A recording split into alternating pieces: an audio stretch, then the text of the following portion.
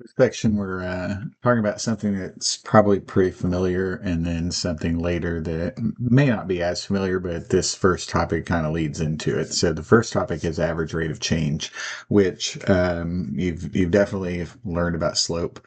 You probably have learned about average rate of change at some point in algebra or pre-calculus. So average rate of change is just another way to talk about slope. So if we talk about average rate of change, we're typically not talking about a linear function. Typically, slope is talking about a linear function. With average rate of change, you have, so here we have a table with a set of points. Time is going to be our x, and then distance is going to be our y.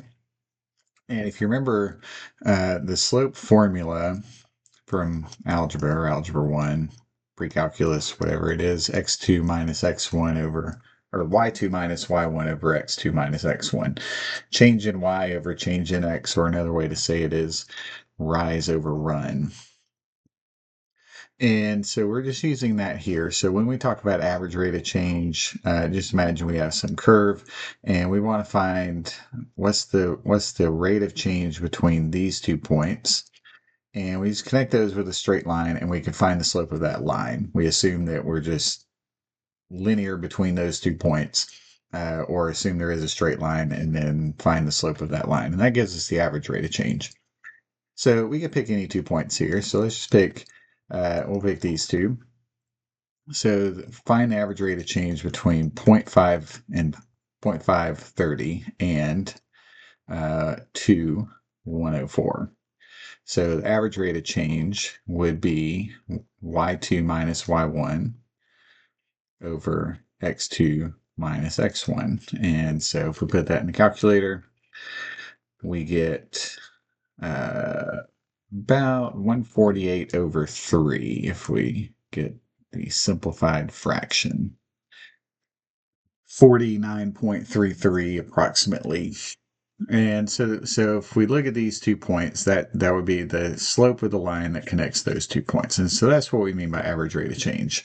So if we want to look at well, here we have a table, and so we can do this between any 2 points. Any 2 points you can pick, and you can just use the slope formula, and you get the average rate of change between those two. So let's talk about a general formula between any 2 points. So if we're measuring the average rate of change between a and b on this function f of x, so this would be average rate of change would be f of b minus f of a over b minus a. So it's the same slope formula that we've talked about. So no big deal there.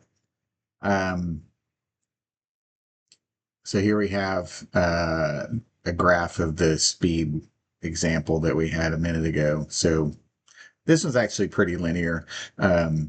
Doesn't have to be linear at all, but as you can see from the table earlier, if you go back up and look at that, the average speeds are changing depending on the set of points that you pick. So here we have one. This one's definitely not linear, not even close to it. So we're just looking at the amount appropriated for the Department of Education in each particular year between 2010 and 2019.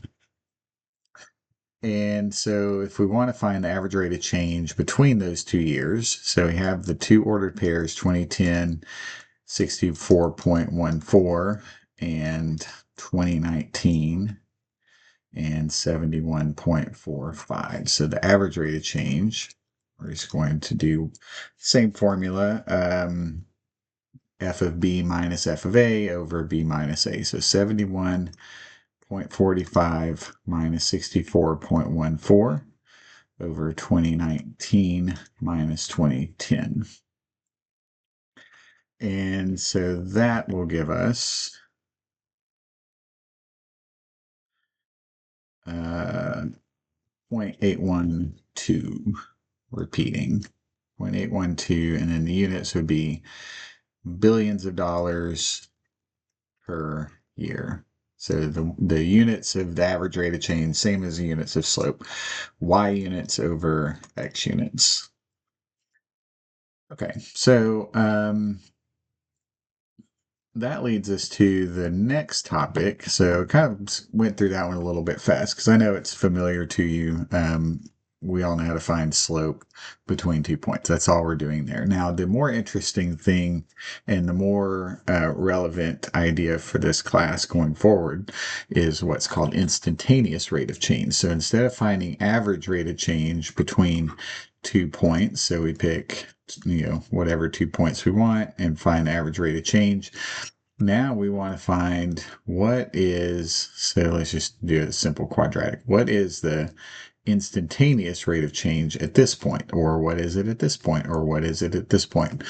So on a quadratic or any other curve, most curves, the rate of change, the instantaneous rate of change, is always changing. So it's useful to be able to find what is it at any particular point. So it's useful.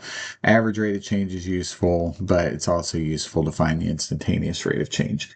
Now, the way to approximate this and the way we want to think about this is, let's say we want to find the instantaneous rate of change at 10 seconds. Well, we can approximate this. And so what we're going to do is we're going to find the average rate of change between, say, these 2 points, but then we're going to find the average rate of change between these 2 points, and then the average rate of change between these 2 points and between these 2 points. And we're going to bring those 2 points closer and closer together until they are virtually the same. Now, as we do that, so we start with t equals 10, find the average rate of change between 10 and 10.1, and we plug that into our average rate of change formula, and we get 60.3. Now, let's bring this one closer to 10, so between 10 and 10.01, and now we get 60.03. Bring it even closer still, 10.001, and then we get 60.003. And so you can see this one is the closer this t gets to 10, the closer this one seems to be getting to 60. So I imagine if we kept going and put as many zeros as you want, 10.00, however many zeros you want, 1, and then found the average rate of change between 10 and that new point, we would just get even closer to 0. In fact, you can see we're just adding a 0 in front of the 3 between each time. So that's kind of the idea of what's going on with the instantaneous rate of change. And if we want to put this into a formula that is calculus based, if you will, we're going to use this idea of a limit that we've talked about before. So we're going to find the limit as x approaches a. A is the point we're interested in. A was 10 in this problem. F of x minus f of a over x minus a. And you can see this is just the slope formula, and we're just taking the limit as these 2 points get closer and closer together. And remember, when we talk about limits, we are not worried about the value at a, so we don't care about f of a. We don't really care about that. We only care about what happens when x is really, really close to a. As close as we want to get to it. All right. Let's refresh our memories a little bit here. So we probably have heard of the idea of a secant line. So, and I'll draw this here because this graph is not super clear, all the different parts of it. So if we talk about a secant line, we are talking about the line connecting any 2 points. So secant line. And so this relates to the average rate of change idea.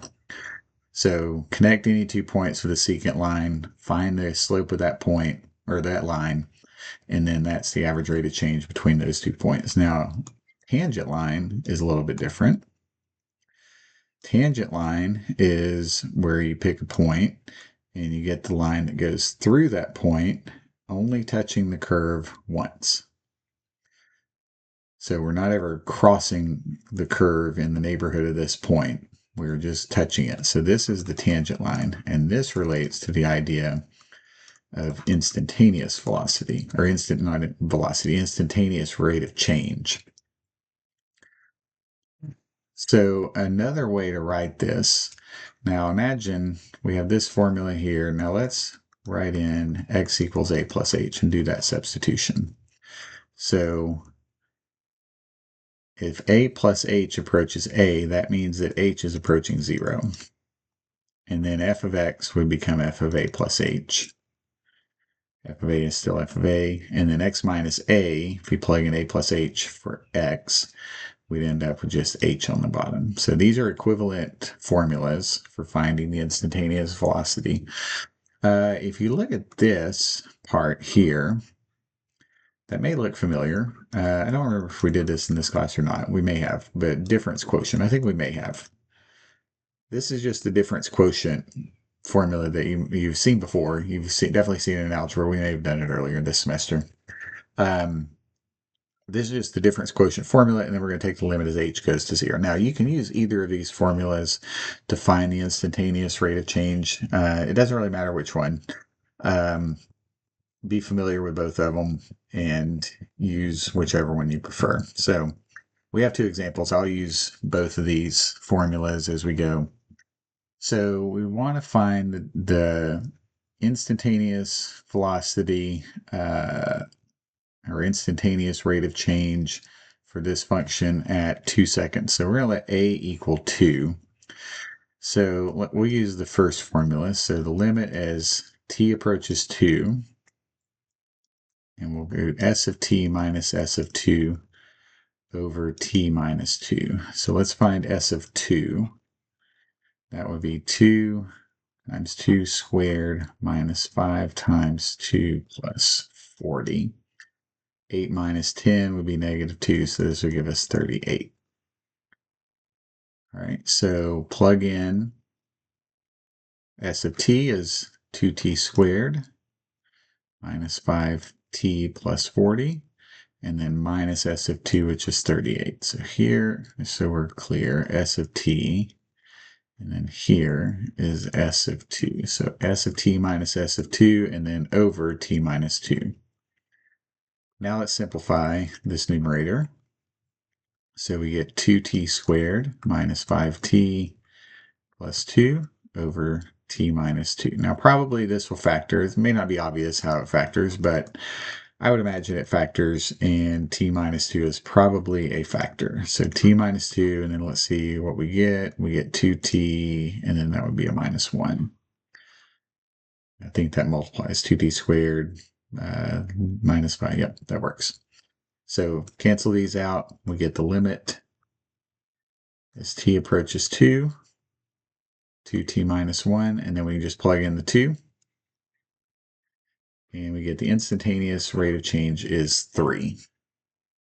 Okay, so just to kind of recap, no big deal here. This is just using the slope formula, the average rate of change formula, and plugging things in. And then this is just a limit problem that we did a couple of sections ago, and just simplify this as best you can until you can plug in until you get a continuous function that is continuous in the neighborhood of that point. All right, then the other example, so we'll do the other formula. So we'll use the formula limit as h approaches 0, c of a plus h minus c of a over h. So this is the formula we're going to use. A is 4. It says x is 4. You could use x here if you want. It doesn't really matter. So limit as h approaches 0. C of a plus h, or 4 plus h. So let's go ahead and write this here just so we know what we're doing. So c of 4 plus h minus c of 4 over h. So c of 4 plus h, we have 4 plus h squared minus 2 times 4 plus h plus 12 over h. Also, forget the minus c of 4. So c of 4, let's find that. 4 squared minus 2 times 4 plus 12. So we have 16 minus 8 plus 12. That would be 20. So minus 20. So here is our c of 4 plus h. Here is our c of 4. So let's simplify our numerator. So FOIL that. 16 plus 8h squared plus h squared minus 8 minus 2h. 12 minus 20 is minus 8. And if you remember from difference quotient problems that you may have done before, anything without an h is going to cancel out. So 16 minus 8 minus 8, those come to 0. And so you should just be left with h terms. So we end up, that is not a squared. 16, FOIL this, we get 16 plus 8h plus h squared, not a square there. All right, so 8h minus 2h, we get 6h plus h squared over h. Now we can factor out an h on top. 6 plus h. H is cancel. And then we can just plug in the 0 for the h and we get 6. Okay, so get familiar with both of those formulas. The instantaneous rate of change part of this section is very important going forward conceptually and once we get into derivatives and understanding those. So if you have any questions, please let me know.